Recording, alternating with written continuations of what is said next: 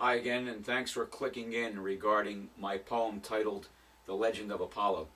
This poem mentions all Apollo missions, and I'm hoping that anyone who even knows just a little bit about them might enjoy it.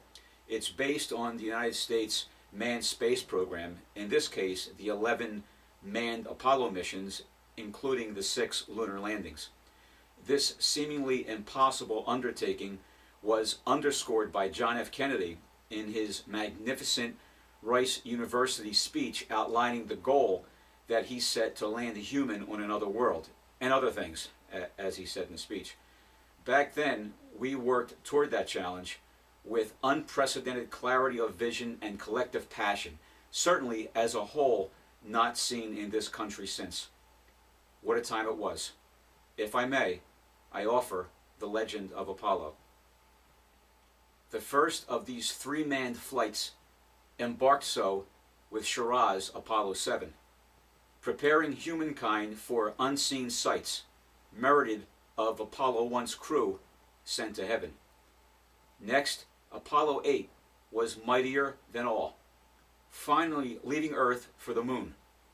Edge-of-seat drama, but without flaw, from in the beginning to Pacific noon. The moon could be reached, they knew, now, but if only to land and return.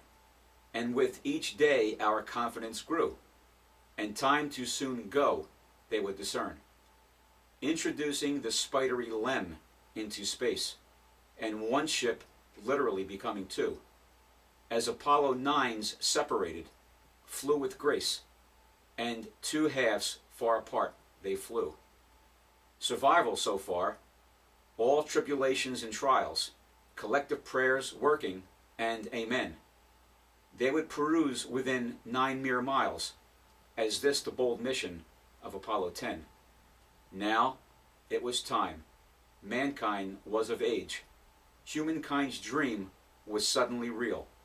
So 3 were chosen to lose the earthly cage, and destiny chose Mike, Edwin, and Neil. Recently, inconceivable this could be achieved, this event being sent to a pebble of heaven, the most reverent since Adam was conceived, in honor of the apocal flight of Apollo 11. Now, once wasn't enough, so they dare go again. Conrad's Apollo 12 was dubbed this machine. Landing were Luck, God, and Intrepid's 2 men. But this was the last for now, he had seen.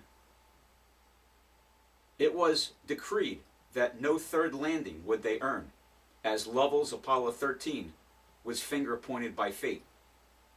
But at first, the world prayed for a victimless return. A pray together, stay together world shows no hate. Apollo 14 was up and allotted the next lunar look, with the first staccato roar ever delayed by rain. As Al's golf shot traveled with nary a hook after they landed so far in most rugged terrain. Apollo 15's J mission was next, and a first by far, as Endeavour observed much more to explore still. Scott and Irwin egressing craters in an electric car after Falcon grappled the marsh at Hadley Rill. When Young and Duke next made their try, it was almost haphazard and without purpose. But the universe didn't yet dare say goodbye, and allowed Apollo 16 on hallowed surface. Our heavenly interest became crippled and lame, and could barely hold for just one more flight. The final 7.5 million pounds of thrust to tame was a conclusion, a memorial to launch by night. Apollo 17 glitched, a delay before it went away. But destiny, luck, and men quickly found remedy. They say it transformed a blackened night into day when Challenger and America left Cape Kennedy.